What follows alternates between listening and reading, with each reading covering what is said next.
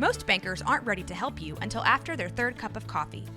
But with Central National Bank's after-hours service, you don't have to wait for the bank lobby to open to get help.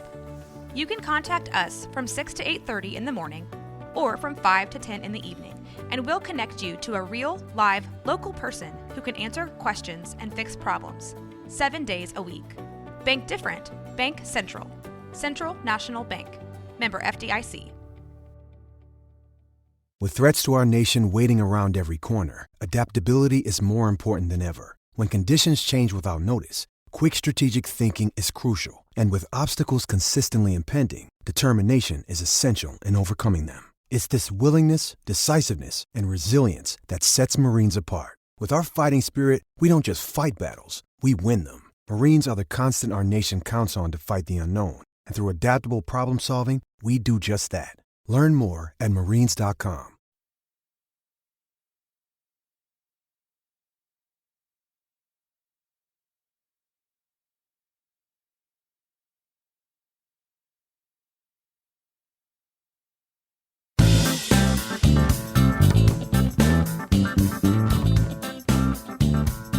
Welcome to the Blazers Edge podcast. I'm Tara, and this is Jo. I'm back. We are the Fanalysts, and we are here to open our hearts and spill our guts and talk about everything we love about the Portland Trail Blazers and the NBA. Jo, it is so great to hear your voice. It's been a really long time, I feel like. I feel like it has too. I was wondering if maybe like you've seen a lot of bears and, run off with the bears in Alaska, or what you've been up to. Oh, I've just been trapped in this never-ending cycle of 50-degree weather and clouds and rain, and I haven't been able to bring myself to converse with others. It is hard to imagine that kind of weather compared to what we have been having in Portland.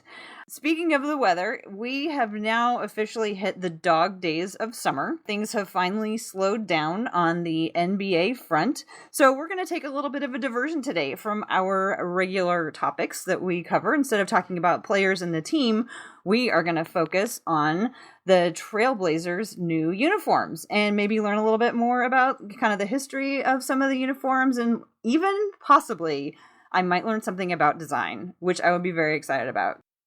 So we pulled in the big hitters today, and we have a special guest.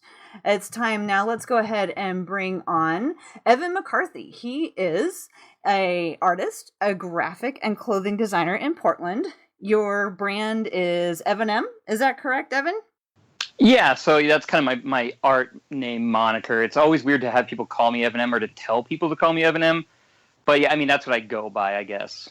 Well, we are so glad that you could join us today to talk about uniforms. Someone who, not only loves the Trailblazers, but loves design. And so we're hoping to learn some things from you about the uniforms, maybe some of the past uniforms, and something about the new ones. Yeah, absolutely. Yeah, thank you so much for having me on. So, Jo, have the new uniform designs made their way up to Alaska yet? Yeah, I actually was showing everyone that I work with, and they're like, Jo, nobody cares. Who are the Portland Trailblazers? I was like, this is so sad. I'm sitting here like watching this video alone in my booth. So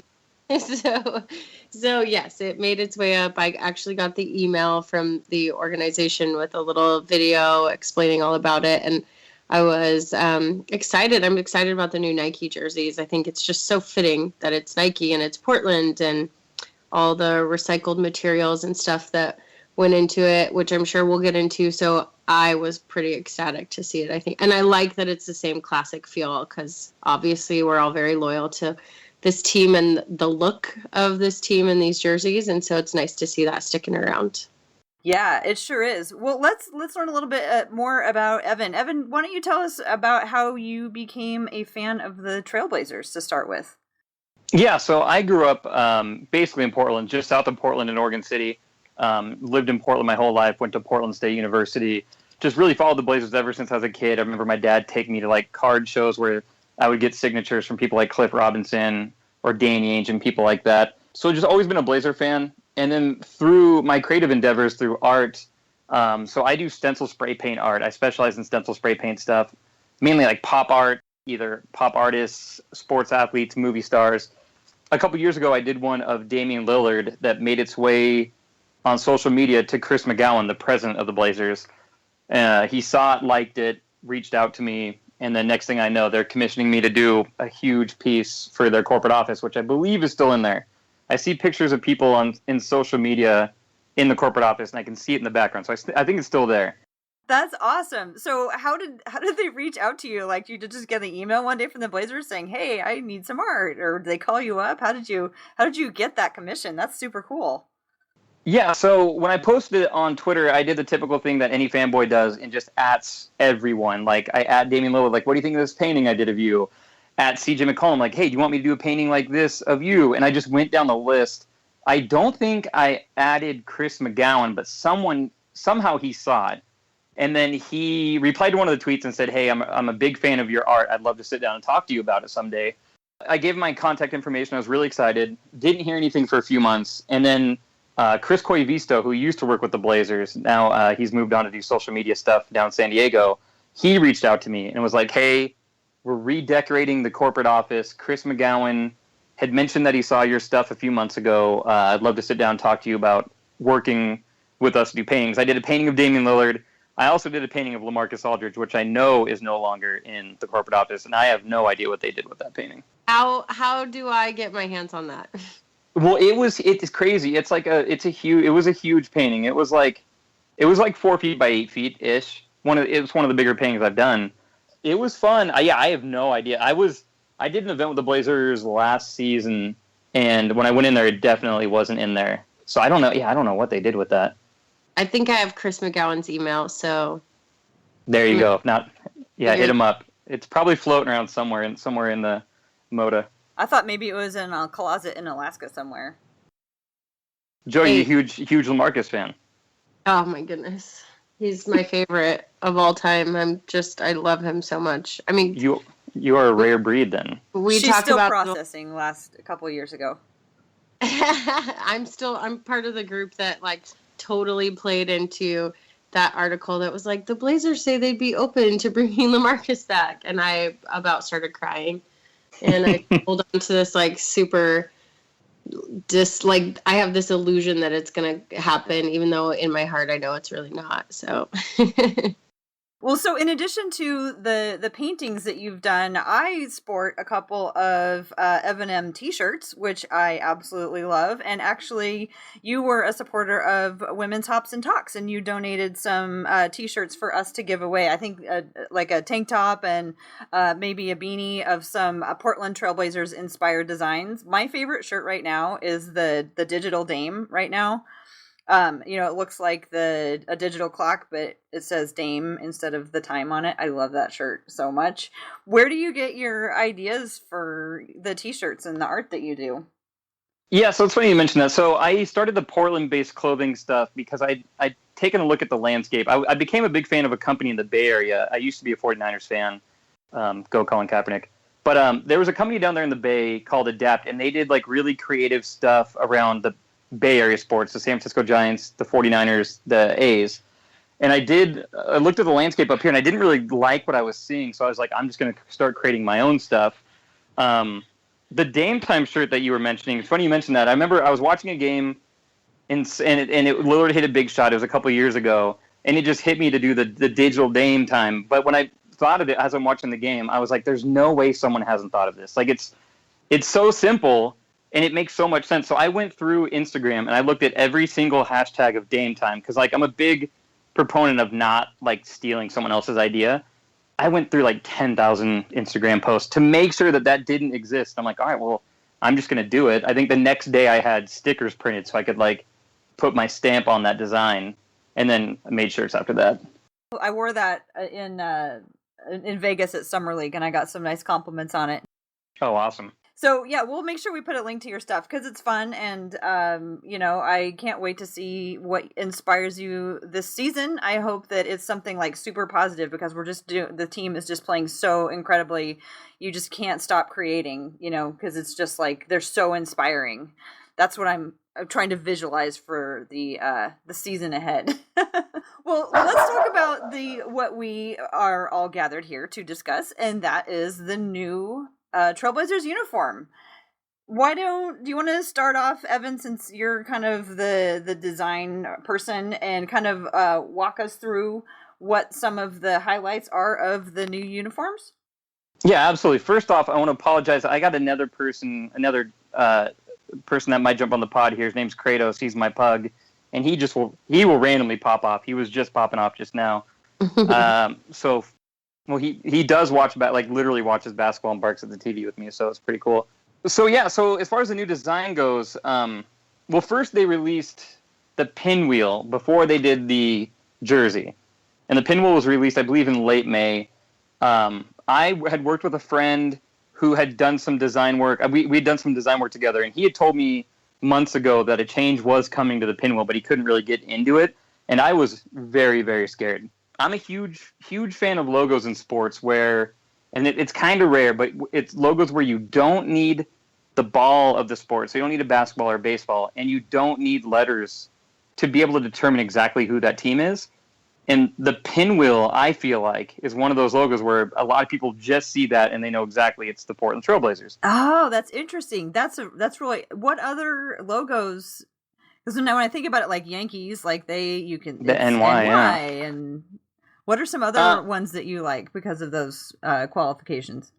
Yeah, I mean, so the big one, and mainly because of popularity of Michael Jordan in the 90s, the Chicago Bulls head, obviously. So just that Bulls head. In the 90s, the Atlanta Hawks, where it wasn't the ball, but it was the circle and then the Hawks head kind of in it. If you, that white with the red circle.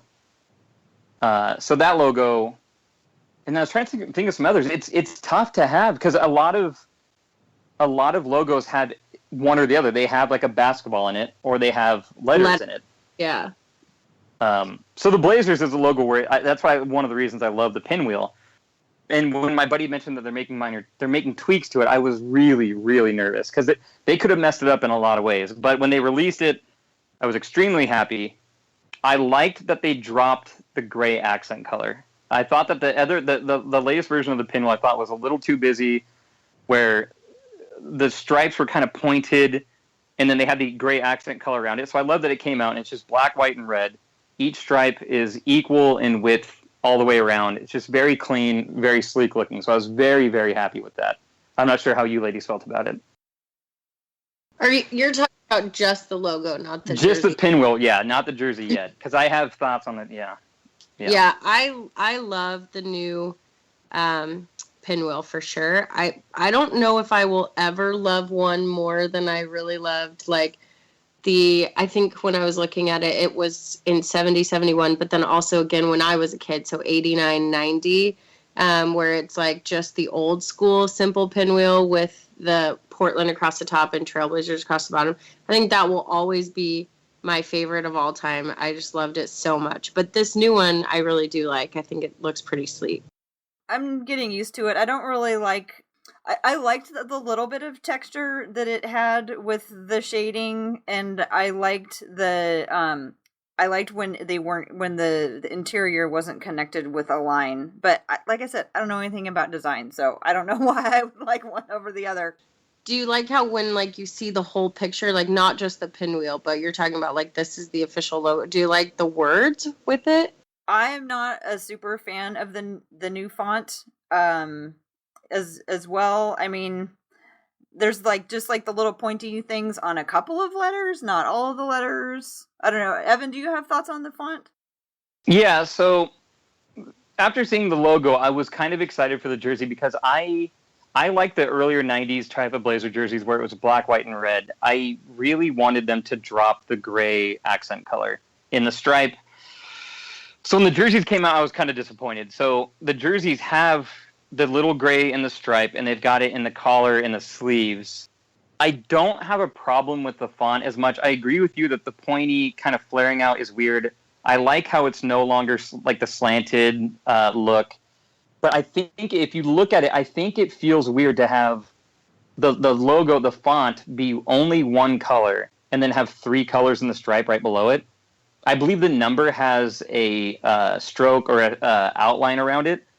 I think if I wish they would have either dropped the gray accent color altogether or added a stroke around the lettering, similar to the red alternate jerseys they wear now, where it's black lettering with a white stroke. I just think it looks kind of weird, looks kind of goofy. When you're looking at designing something with color, what are things that you think about, that the jersey makers may have also considered? Yeah, so like I just mentioned, I wish they would have considered adding another element to the lettering. So the previous lettering had kind of the same thing as a pinwheel, where it had like a drop shadow and the gray outline. I thought, for me personally, I thought it was too busy when they introduced the red alternate jerseys where it was just black, straight up and down vertical. There's no slant to it, black with a white stroke. I liked that a lot. But yeah, so having an element of a stripe that has three colors, and then right above it you have a number that has a color with a stroke around it, and then the city or the either Portland or Blazers, depending on which version of the jersey you're looking at, just be one flat color. It felt to me when I first saw it that it was incomplete. I would have definitely liked to see an added color to the text. And the interesting thing, so if you go back and look at the jerseys, and I know we'll get into it later, but there was an era where the Blazers had jerseys where it was lowercase letters, and when they had the lowercase letters, they had a stroke around it or an outline. And then later in the 90s, they went to an uppercase letter, and they did a drop shadow. So drop shadow with the uppercase, outline with the lowercase. I think it would be interesting to see what a drop shadow would look like, similar to what we did in the 90s, think like Rasheed Wallace era Blazers, with this design. Can you explain what a drop shadow is and what it's supposed to do?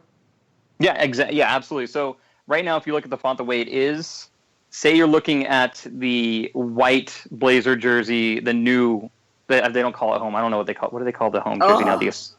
Is it the association or the icon? I don't know. Whichever. So annoying. Wait, we got to talk about this for a second.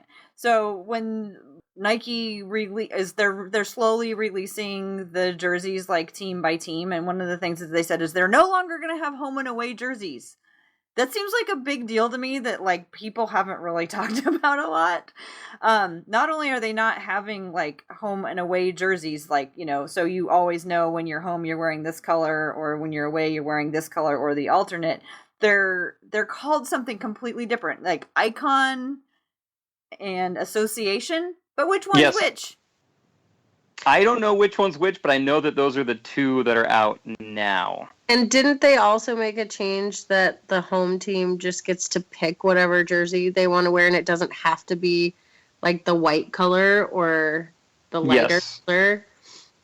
Yeah, the home team gets to pick and then dictates what the road team wears. It's got to be a contrasting color. So like, could be wearing like black jerseys at home just because we want to. Yes. So previous to this, I believe it was the Lakers were the only team that had a non-white home jersey, and their yellows were their home, and then everybody else had white.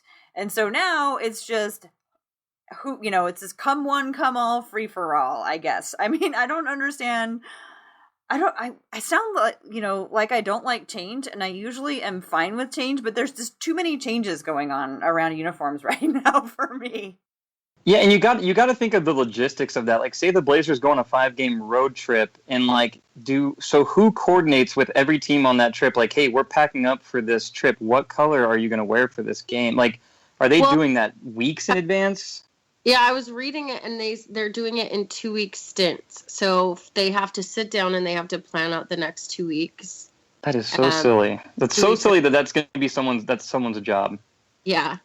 Well, and they need to, so for the last 2 years, I've been keeping track of what uniforms that they've been wearing, and it's usually not that hard, because usually most of the time at home they're white, and sometimes they wear sleeves, and if they're on a road, they mostly wear black, occasionally they wear red, but I've been keeping track of it for like the last 2 years, because I wanted to know if we had a better record in one jersey over the other. I know it doesn't mean anything, but I wanted to keep track anyway.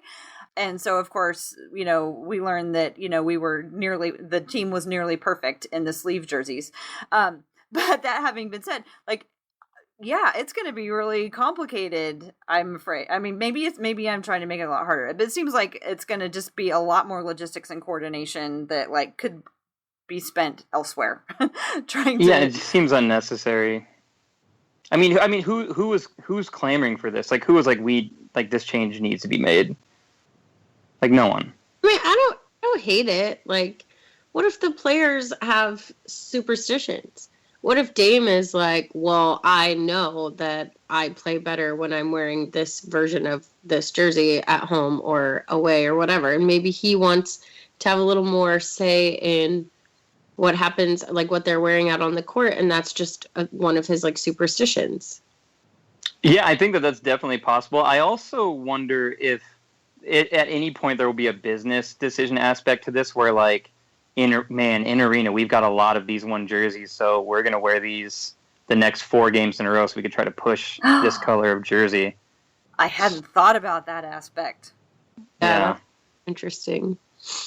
I mean, because that's why they're making 4. I mean, they're making 4 jerseys. I know every year that there's like a lot of teams have an alternate jersey, and then some get a hardwood classic or a throwback jersey. But like every team is getting 4 jerseys this year. So speaking of the 4 jerseys, because they've only released 2 of them, right? Mm-hmm. And I don't think the Rip City Whites is one of them. No. Right. So no. Do you think that is going to be one of the other 2 versions? Like, you think that's coming back? I think it has to be. So the other 2 jerseys, the names of them, I looked it up right before we got on. So we have the Association and Icon, which are the new home or road, however you want to look at it. And then they're going to come out with one that's called the Athlete's Mindset, whatever that means. And then one that's called the Community, which I feel like if the Community one isn't the Rip City logo, like someone's made a huge mistake. Yeah, I would think that would be the other, that's got to be the main one. Okay, well, so we were talking before we got sidetracked into the Icon and Association jerseys. We were talking about like the major changes about the current the current uniforms are making compared to the old ones. So talked about the lettering. What about some of the other elements on the uniforms? I like that they have the Rip City logo, I believe on the shorts, the center short part, that it's a mainstay.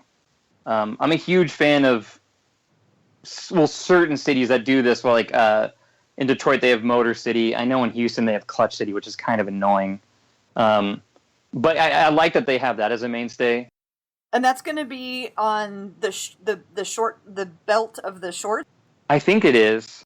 Yeah, the waistband of the shorts, and it's going to be right in the front, and that's on both of the designs that we've seen so far, correct? I believe so. Okay. What other elements? I mean, the Blazers were one of the more tame changes, which is, it's weird. It's one of those things because we pour over the stuff night and day, so we notice all of it, but like if you ask my buddy who is a Nets fan in New Jersey, like what changes he thinks, he'd be like, man, they looks the same to me. Yeah. without looking at a side by side. Mm-hmm. So I believe that the pinwheel is moving around on the shorts. Yeah, I think I'm not looking at the picture right now, but in one case it was on the front of the shorts, and I think this case it's going to be on the side. Yeah, no, I actually have a really strong opinion on that because it used to be. In the my favorite uniforms for the last few years have been the red our alternates, which by the way are like our worst winning record is in those red jerseys, but I personally think that they look really great. From what year? Because there are different red alternates throughout the years, right? Well, just the most recent ones in the last couple of years since with the funkier stripe, like the total change on the stripe. Yeah, with the funky stripe, and they have Rip City up in the back of the waistband, like right above the butt. There's a little, it just says Rip City, and then they have the pinwheel on the front, and the new uniforms basically switch that, so you have the Rip City in the front, and then the pinwheel is kind of like on the side towards the back. So it's going to take me like at least half the season for me to not think that they're wearing their shorts backwards. That's funny. But the cut is also different this year. Yeah, I noticed it most when I was looking at the Warriors jerseys, because when there was that article that first came out, the first press release, it showed the Warriors jersey as like the example, and I noticed it most with that, where like it did look like a different cut in the neck and like almost like a slimmer. It feels like. Is that what they were talking about when they were like, we believe these are more aerodynamic? I always love how these companies do that, because you remember when Adidas first came out, when they got the last time they got the contract to do the jerseys, they came out with the sleeve jerseys, which was super polarizing because people are like, this is the NBA, you don't put sleeves on jerseys. And their pitch, which I thought was so funny, was like, yeah, they're sleeve, but guess what? They weigh 30% less than the previous jerseys. And in my mind, I was like, okay, we'll cut the sleeves off and make it 42% less light. Like, what are you guys doing? What are you talking about trying to pitch this? It's lighter. It could be even more lighter. Yeah, I hate the sleeves. Evan, how do you feel about the sleeves? It's weird. Like, I'm not a big jersey wearer. Like, I don't wear NBA jerseys. I would probably wear, depending on the jersey, I would probably wear a sleeve jersey versus not if I personally was going to wear a jersey. I'm not offended by them as most. And you brought up, it was an interesting stat that we had such a good record wearing them last year. And the year before, and the year before that. Was it? Yeah, all those years.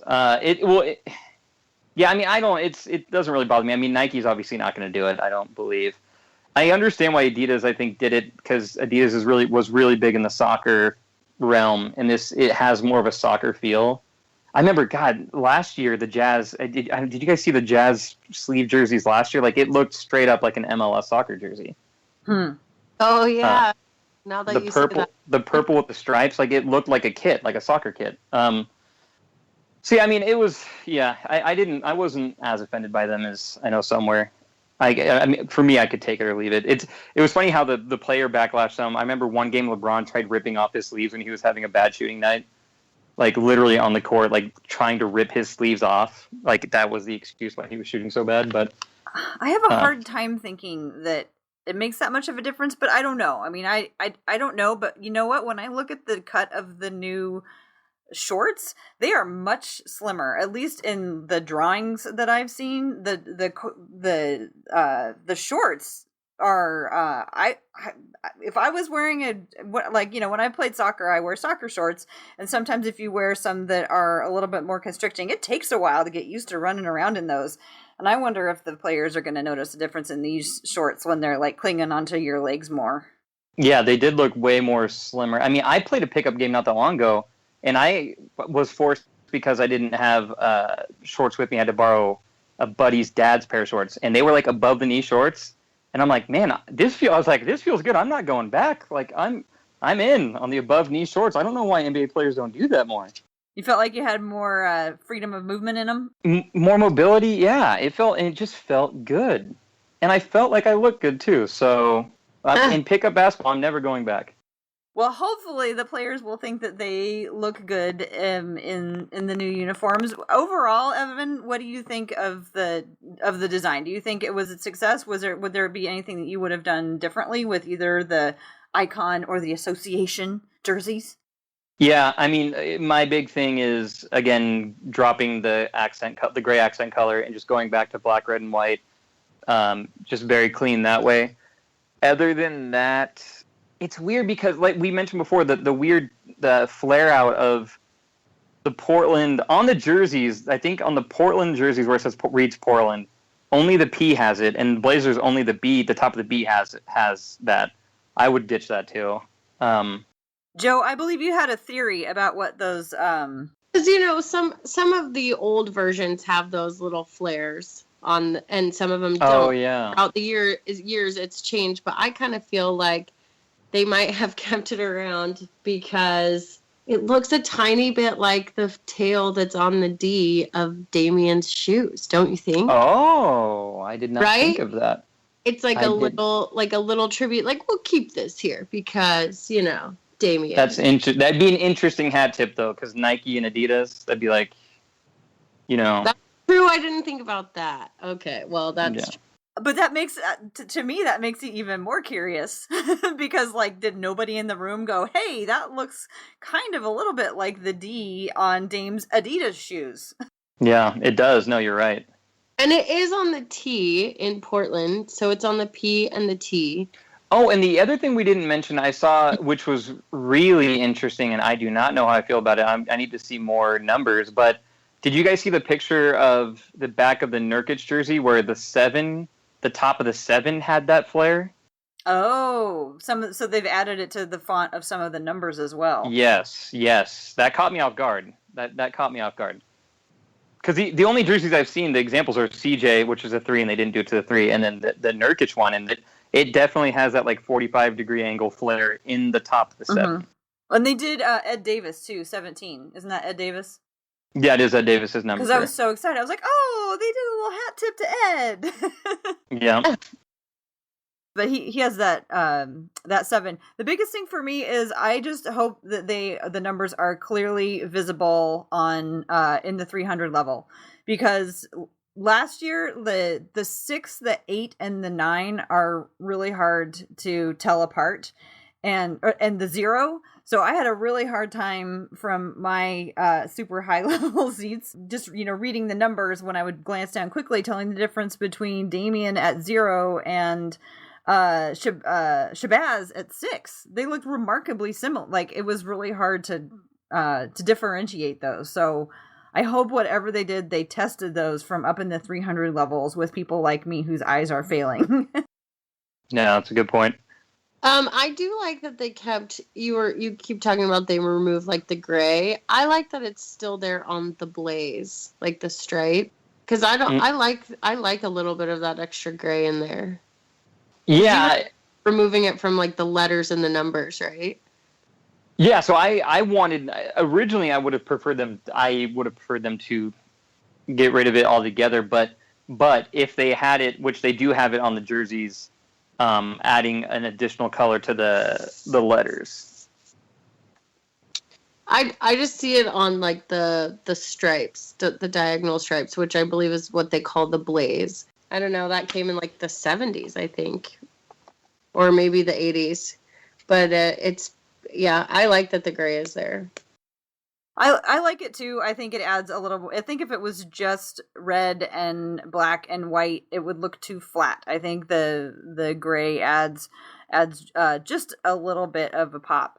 But thinking back over the whole history of the Blazers uniforms, what are some of the highlights you think, Evan, of the uniforms of the past of the Trailblazers? Yeah, so it's interesting. A lot of teams, when they design new uniforms, I feel like they get caught in whatever fad is popular at that time. I feel like the Blazers have done a pretty good job at not doing that. So early on in the Blazers, they had that kind of flowing font with the lowercase Blazers. If you're thinking like old Clyde Drexler jerseys, that was pretty consistent for a lot of years.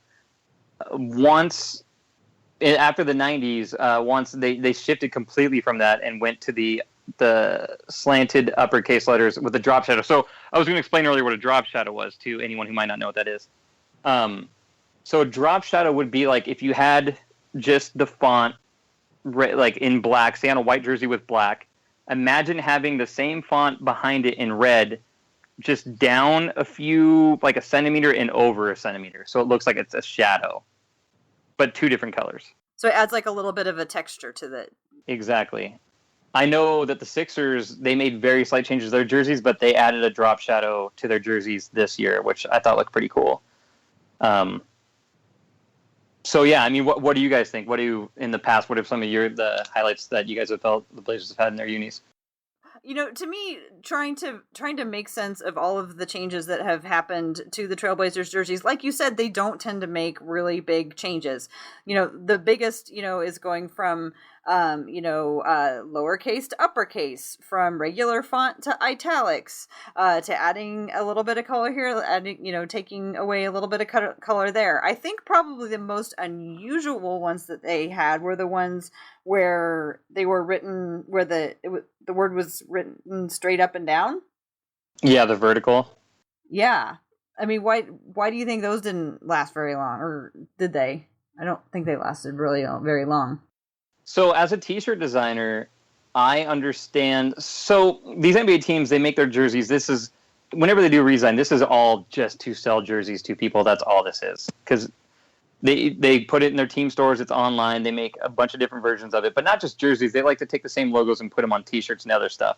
That vertical font, as a t-shirt, as someone who designs t-shirts, is kind of really goofy to put on a t-shirt and want to wear it consistently. Normally, normal convention in a shirt, you want it to read left to right or have it somewhere in the middle, but that just the off placement of it all the way reading top to bottom and then the number next to it, it's kind of goofy. I know that they revisited it as like a hardwood classic, because I remember Brandon Roy wearing it a few years ago. But yeah, I think, and especially doing it with that font, like all lowercase.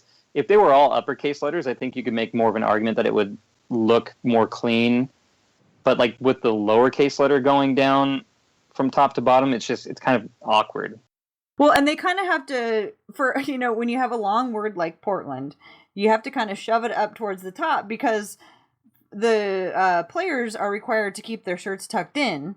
So if you're like, if your shorts are riding high, then you're missing the bottom half of the.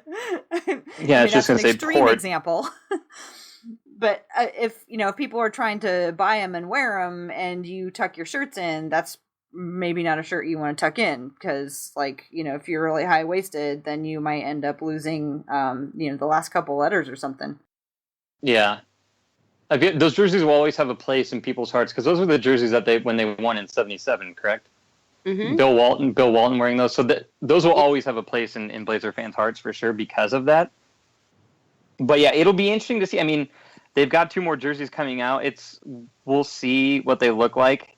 It'll be interesting to see if they do a throwback to that in any type of way, in any just that layout of jersey. As long as they don't do the throwback to the tail that curves around and comes underneath. Oh, that was the original logo. Yeah, it's so ugly.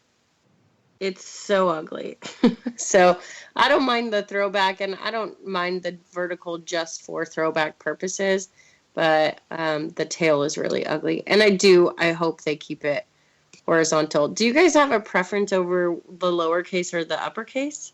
Oh, I think I like the uppercase a little bit better. And I just thought of a couple of reasons why my argument against the vertical or the up and down letters isn't great, because NBA players are way bigger than I am, so they have a lot more real estate to write their letters up and down than if I was wearing it compared to if they were wearing it. And then also I was just looking at the picture and I realized that they put Blazers and not Portland in it. So I guess I'll be a little bit more forgiving about that Blazer. Yeah. Now that I've thought it through a little what bit. If a team like the Timberwolves did it? They'd have to either abbreviate or they could not do it. Right, and put it on Ricky Rubio. Yeah, no kidding. Your argument. I'm just saying your argument. Depending on what team it applied to, it could be legitimate. Mm-hmm. Yeah, it might work. But I think capital letters from a distance may be a little bit easier to read. Again, going back to just making it easier on the fans. Although I guess if you're watching the game, you know who you're watching. But, if you're wearing it out in t-shirt in the public and people are like, hey, who's that on your t-shirt? And they have to come up closer and see it because, it's smushed together more because it's lowercase. Maybe that could be another argument for wearing uppercase. I like the capital letters because I think it's just more bold. It's a more bold and powerful look to it. I like it a lot. Yeah, I totally agree. With the lowercase, where it makes the most sense, and it's the biggest home run they've had, I feel creatively with their brand over the past however many years. Lowercase with the Rip City, with the Y that goes underneath. Those Rip City jerseys, the alternate jerseys that they have, are so clean. It feels like everyone loves it. I always think when I look at designs, I'm a big hat guy. I like to wear snapbacks or New Era hats. So I like to see what looks good on a jersey that would translate to a hat. And I have a few of those Rip City hats where it's the lowercase with the Y, that underline that goes underneath. I think that logo's a home run.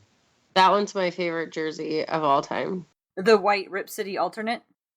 Yeah, actually, I didn't even realize this until you brought it up earlier in the podcast. I didn't realize we have the same exact favorites because the Rip City alternate whites and then the 2012 alternate reds. Those are my two favorites. And you and I don't agree all that often. We usually have differing opinions. So it's funny that we have the same exact favorites here. Well, maybe we like them for different reasons. Why do you like them?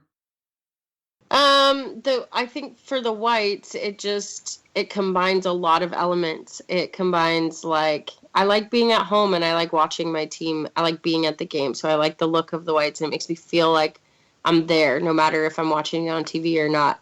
And I like the nostalgic tribute, like the lowercase, the kind of old school lettering. And, I just I don't know, it was like a good era for us. Like we had a good guys that I really liked. Maybe not necessarily as far as we went in the playoffs or our records or whatever, but I really liked the team that was playing in those jerseys. So there are a lot of things that make me love those. And then the Reds, I just like the look of it. And I just picture that one picture of the whole team sitting on the scorer's table, like leaning up against it. And that is like something that's burned into my mind. And I loved that starting five so much. I am so emotionally attached to that group that it warms my heart. So I really like those jerseys. So you associate the jerseys very, very closely with the people who wore them, and have really fond memories because largely because of the people who wore them. Yeah, I guess. Yeah, that's a good way to put it.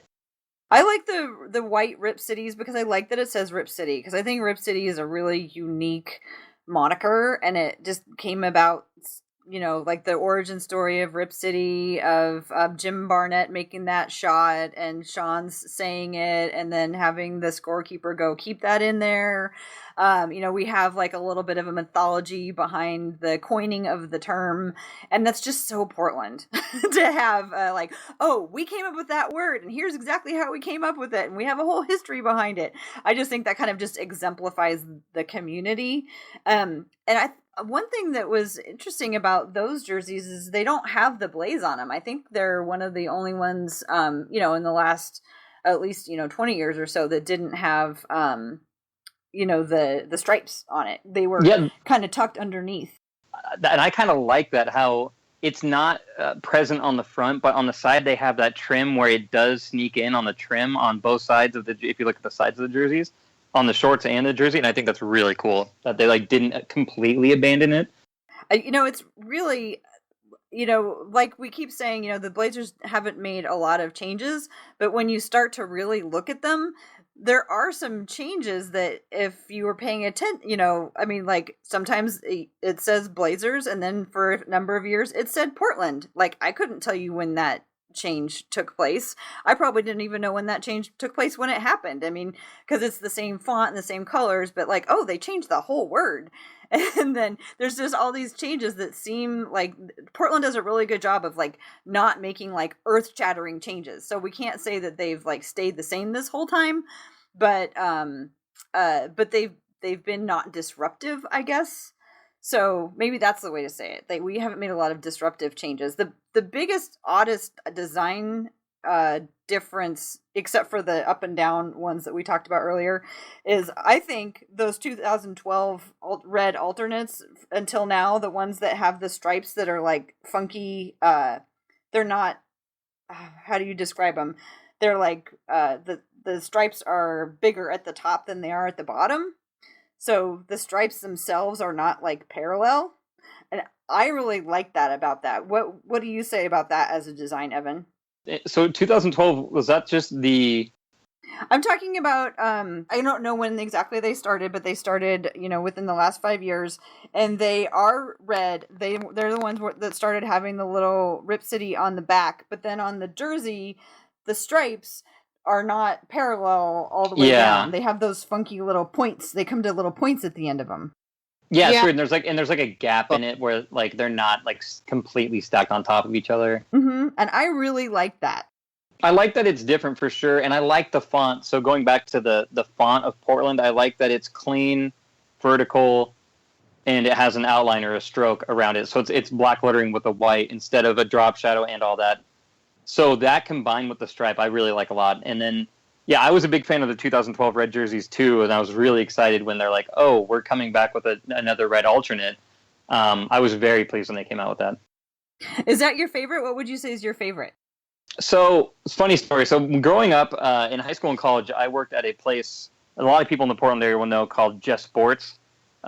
It's at all the malls around here. It's basically just a store that sells like sporting jerseys, any type of fan memorabilia, hats, jerseys, all that.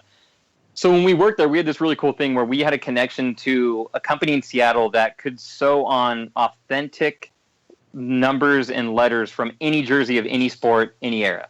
They're the same company who do all the jerseys for the Mariners. So when I worked there, we would get killer deals if, say, a player got traded or signed from one team to another team, and we had their Nike Swingman jerseys, the jerseys that had the patches on it.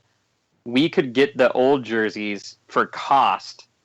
So, for instance, Darius Miles, who's an ex-Trailblazer, he played originally for the Cleveland Cavaliers, or originally the Clippers, and then played for the Cleveland Cavaliers.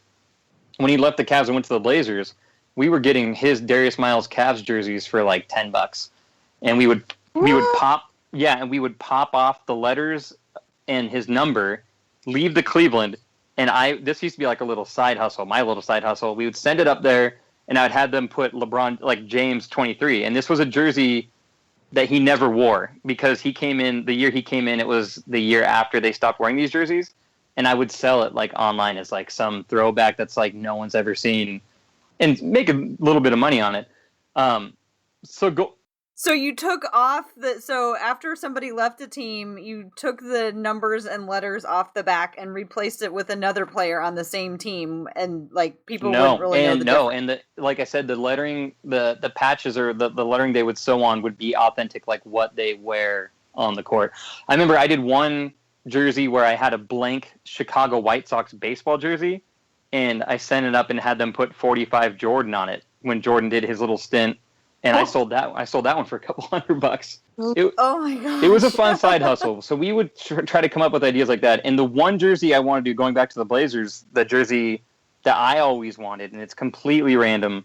But for a while, when Adidas had the contract, they were doing throwbacks of the late '80s, early '90s Blazers, and they had obviously Clyde Drexler. And I wanted to always pop off the 22 in the Drexler and send it up. And this is so random, but I still want to do it.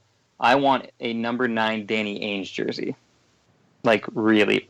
Why on earth? Because a few reasons. One, I met him when I was a kid. I went to, like, this card signing. He was a really nice guy. As a kid, I always remembered as a kid, like, he was Christian Laettner-esque, where, like, other players on other teams just didn't like him. They were annoyed by him. He was super freakishly athletic. He played professional baseball, too. And as a kid, I played baseball and basketball. So I thought that was really cool. And I was just like, no one has it. Like, who has a Danny Ainge Blazer jersey? Like, no one has that. And I know. And I'm still thinking about it. So if anyone's listening to this, do not steal my idea, please. Give it to my mom. She's like the biggest. My parents and Danny Ainge are the same religion. So they're like, my mom worships him. So, he's from Oregon? He's from Eugene? Yeah. So send it to Jennifer Wolfenstein. So is that your favorite jersey with your favorite player who wore that? Did he wear that jersey, or was he later? Yeah, he did wear that jersey. He wore both. So I was looking this up earlier. He wore that era jersey, and then he played one year where they made the switch from the lowercase to the uppercase italics drop shadow. So he wore both jerseys actually. He only played for the Blazers for like 3 years though. But no, I mean he's not. Let me say he's not my favorite Blazer. Like I just wanted like the most obscure jersey where someone would see that and be like, what the hell is this guy doing? Like, why does this guy have a Danny Ainge jersey? Who is your favorite Blazer of all time? Even though his career was cut short, probably I'm a huge Brandon Roy fan. Yeah. Love Brandon Roy. That's like one of the biggest bummers in sports for me is like what he could have been had he stayed healthy. Yeah. He's up there. And then Rashid, obviously, I mean, who doesn't love Rashid, especially... He's a lot more fun to look back on after the fact and like, oh God, Rashid, just laugh at his antics. So frustrating sometimes to watch, though, because you were just like, you need to, like, get your head on your shoulders straight, man. We got a game to win here. And so I see what you mean. Like, looking back on it, you're like, oh, yeah, who didn't love watching Rashid? But I remember some pretty distinct moments watching him where I'm just like, you need to calm down. And it's tough to look back on that team that collapsed against the Lakers at all of them, because it's like all of you should have won that game. So it's like kind of disappointing to look back on that team. But yeah, but either Rashid or Brandon Roy probably. I mean, what about obviously Joe? You're a huge LaMarcus fan. Yeah, I mean, I have favorites throughout the year. Like, Clyde Drexler will always clearly be one of my Clyde, Jerome, Cliff, that whole crew, like, really loved them. But definitely LaMarcus he kind of overtook it all, because I just liked a lot of things about him that really didn't have a ton to do with his performance. Like, obviously he's a very skilled player, but he was pretty underrated for quite a while, and he never complained. He never sought the limelight. He seemed to just focus on the game and what was important about the game and how to win each game. And then clearly sitting down and having dinner with him and getting to pick his brain a little bit and just hearing his thoughts on, I care what happens on the Pine. That is it. I don't care about the shoe deal or the commercials or whatever. Like, I came here to play this game that I love, and I didn't let anything stop me, not even these heart problems and when people didn't respect me or they underrated me and stuff like that. So I really like his mentality a lot. So in recent years, he has definitely become my favorite. What was the favorite uniform that you liked on him? Definitely the alternate red. I had such a great memory of the alternate reds when they came out. My parents, one of those years, I think it was that year that they first came out, bought me tickets to a Christmas game, and it was against the last year the Sonics played. So Kevin Durant was on that team. And it was cool just to be at the Rose Garden and see like the red, like Christmas colors of the Blazers red and the Sonics green. I believe we won that night. It was just like a really fun experience. I like the looks of the red jersey, but I gotta tell you, the last couple of years, our the team's winning percentage has been abysmal in those red jerseys. So now I used to enjoy seeing them, and now when I see them, my heart just clenches, and I just go, "Oh, really? Are we wearing those tonight?" I do have to say, I put in a plug. He wasn't my favorite player, but I thought Gerald Henderson looked the best in those jerseys. He's, for some reason, something about his body was just like perfectly tailored. He's the person who those uniforms were designed to fit perfectly. He wore them perfectly, and I always thought Ed Davis wears the black ones perfectly. I just think those two really are so well suited to those particular jerseys. Do you I don't think know that why. Dame looks pretty good in the white sleeved Rip City jerseys? He pulls it off. He looks pretty good in them, but that does not mean that I like. Well, we still have two more jerseys that are supposed to be revealed later on this season. One, I guess, closer to the beginning of the season, and then one closer to the holidays. And rumors are that we are not getting one that's called a Hardwood Classic, which is, I guess, another one that the Nike folks are doing. So we're going to have one that's community oriented. And what was the other one? Athlete's Mindset. Oh. I have no idea what that means. I mean, it's got to be, they had to have, it's got to be a thing where they asked, a handful of guys on the team, hey, what do you think would be cool? We may or may not use it. Just tell us so we can say that it's your mindset. Yeah, maybe it's something like that. I think you're onto something there. And I think the Rip City is going to show up on the community one. At least I hope so. Any last things y'all want to say about the jerseys before we sign off? No, I mean, I like them. I will not be buying one because I do not wear jerseys, but I'm excited. I'm excited to see fans get around it. I always feel bad for the family because jerseys are not cheap. Like I said, I worked at Just Sports, and you'd see a family come in and want to buy their kids jerseys, and they can get really expensive. So I'm glad that the Blazers didn't make the changes too drastic where a kid might not be oh, I can't wear this last year's jersey to a game. So good on them for that. Well, thank you both for being on tonight to talk about the new jerseys, and maybe next time we'll have Blazer player news, or maybe we won't. We're just kind of in a holding pattern right now. So I thought it'd be a good time to explore some of the changes over the years, and I thank the two of you for coming on. Yeah, thank you so much for having me. Thanks, Tara.